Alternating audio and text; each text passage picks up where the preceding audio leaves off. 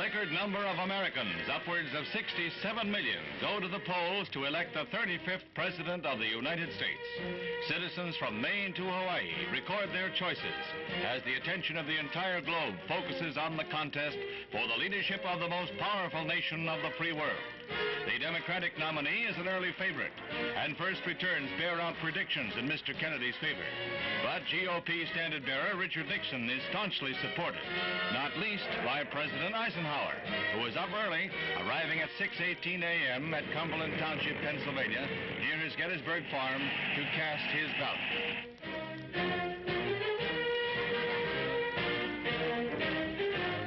Notwithstanding Ike's support, Pennsylvania's crucial 32 electoral votes were carried by Kennedy. Mrs. Eisenhower followed the president late in the day and left no doubt as to her preference as she cast her vote in the tiny Pennsylvania firehouse.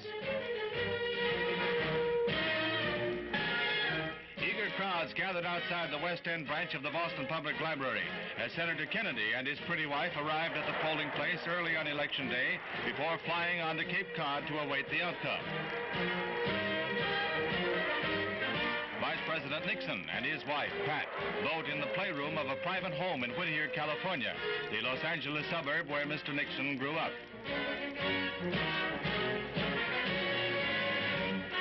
Mr. Nixon's running mate on the GOP ticket, Ambassador Henry Cabot Lodge, was almost totally overshadowed on Election Day by the popular concentration on the principles in one of the most strenuously contested election battles in the nation's history.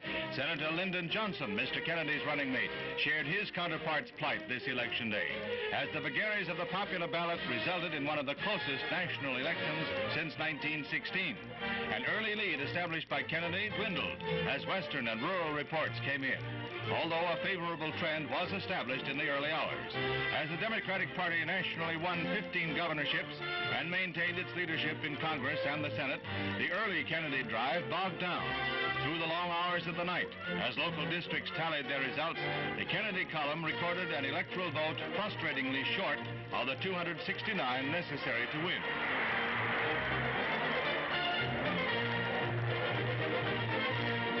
At his Hyannisport, Massachusetts residence, the Democratic candidate and his wife stoically waited out the returns, as did Vice President Nixon on the other side of the country, who even made a quick trip across the border for an Election Day lunch.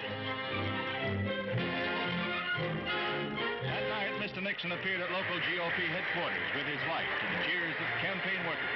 At almost 4 a.m., he virtually acknowledged defeat. As I look at the board here, while there are still some results still to come in, if the present trend continues, if Mr. Kennedy, Senator Kennedy, will be the next president of the United States.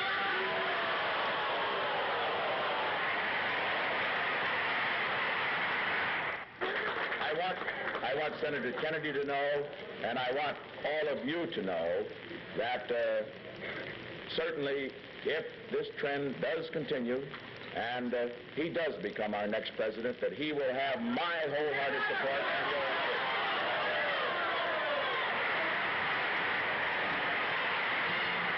The hours that followed were frustrating and baffling as the key returns hung in the balance. Not till the middle of the next day was the victory clinched by one of the closest margins recorded, a plurality of barely over 300,000.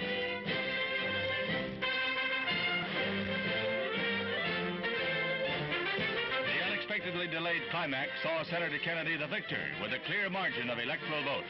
At 43 years of age, he is the youngest man ever voted into the White House and the first Catholic chief executive in the history of the nation, with victories in the Southern Bible Belt, as well as the industrial centers of the North, to attest the shattering of a long-standing political taboo. In Mr. Kennedy's first public appearance after his election, accompanied by his wife Jacqueline, his father, Financier Joseph Kennedy, makes his first appearance since the campaign began. And the weary president-elect makes his first address in his new capacity, reading aloud his answer to Mr. Nixon's message of congratulations. In reply to the Vice President, I sent him the following wire. Vice President Nixon, Los Angeles, California. Your sincere good wishes are gratefully accepted. You are to be congratulated on a fine race. I know that the nation can continue to count on your unswerving loyalty in whatever effort you undertake, and that you and I can maintain our long-standing cordial relations in the years ahead. Sincerely, John Kennedy. To all Americans, I say that the next 4 years are going to be difficult and challenging years for us all. The election may have been a close one, but I think that there is general agreement by all of our citizens that a supreme national effort will be needed in the years ahead to move this country safely through the 1960s. I ask your help in this effort, and I can assure you that every degree of mind and spirit that I possess